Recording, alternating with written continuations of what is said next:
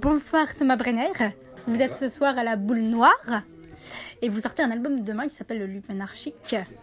Pourquoi ce titre? Le Lupanarchique, au départ, c'est le titre d'une chanson. Et quand il s'est agi de trouver un titre à l'album, l'idée du lupanar, du bordel, puisque ma musique va piocher un peu dans plein d'influences différentes. En fait, le terme de lupanar était un peu plus chic justement que bordel, et c'était justement une façon de refléter un peu l'image et l'univers de cet album. Comme un jeu de mots en fait. C'est ça, en quelque sorte, c'est un peu un jeu de mots un peu distingué. Alors vous êtes inspiré notamment de Benjamin Biolay, vous avez fait une reprise de Serge Gainsbourg. Quelle est la place de la variété française dans votre travail? En fait, c'est plus, je parlerai pas de mon travail, mais plus de ce qui a pu me forger. J'écoute de la chanson française depuis tout gamin, d'abord avec Brassens, Brel, Ferrat par exemple. Et puis plus tard, j'ai découvert cet univers chanson française, Souchon, mais voilà par exemple, plus sur le tas, Bachung aussi. Et puis ça a forgé quelque chose dans mon écriture, forcément. Voilà. Alors il me semble que vous êtes autoproduit si je ne me trompe pas. C'est ça.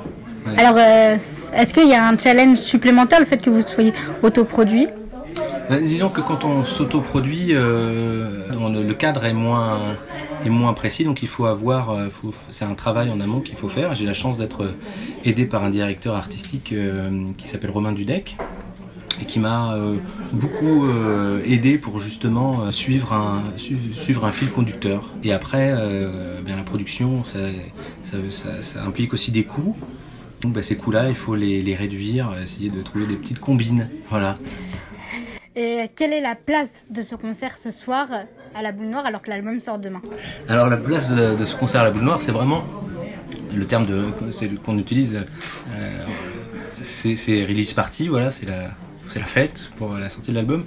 Le début de l'aventure, voilà, cet album sort, ça fait 4 ans qu'on travaille sur l'univers, c'est la concrétisation de ces 4 années de travail. Donc pour moi ça représente beaucoup, et puis c'est vrai que quand on a la chance de venir présenter son travail comme ça, autant de travail devant un public averti, parce que le public de la Boule Noire c'est un public qui est pointu, ça représente beaucoup de choses, quoi. Enfin, il y a une question qui marque un petit peu Dolce Radio et toutes les filiales de Dolce, parce que vous allez découvrir qu'il n'y a pas que Dolce Radio. Quelle est la place de l'accessibilité, puisqu'on est en plus dans une salle, je dois le signaler, qui n'est pas totalement accessible ce soir? C'est ça.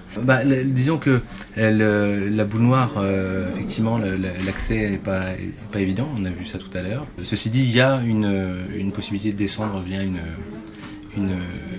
je dirais une plateforme plus praticable. Après, d'accord, moi aujourd'hui sur mon point de développement, je peux pas avoir en tête cette exigence-là, parce que voilà, je débute et je découvre en même temps. Mais c'est une question là qui mérite d'être soulevée dans mon esprit, je vous remercie. Et une autre question sur l'accessibilité, ouais. Vous avez sûrement tourné un clip, ou vous allez le tourner. Est-ce que vous avez pensé à le sous-titrer pour les malentendants? Alors la question du clip, effectivement, c'est une question qui revient souvent et qui n'a pas encore abouti. Mais c'est quelque chose qui me semble aujourd'hui obligatoire de sous-titrer, notamment quand on regarde sur les réseaux sociaux, sans citer de marque. Mais effectivement, une vidéo qui est sous-titrée, ça permet aussi de mieux se faire comprendre, mais pas forcément que pour les malentendants, parce que voilà, mais parce que souvent c'est sous-titré en langue étrangère, ouais. Et on pense pas. Et voilà, moi ça sera sous-titré en français, parce que je chante en français et que j'aime bien quand il y a des chansons, même en français, de voir les paroles. Quel est votre titre préféré de l'album? Oui. De l'album, j'en ai plein. J'en ai plein l'album. Alors si c'était une chanson à retirer, ce serait peut-être la chanson Écho. Et la chanson Écho parce qu'elle fait écho justement à mon père qui n'est plus là, qui en fait est un peu au départ de cette aventure-là, quoi. Eh bien, merci d'avoir répondu aux questions pour Dolce Radio. Merci d'être venu.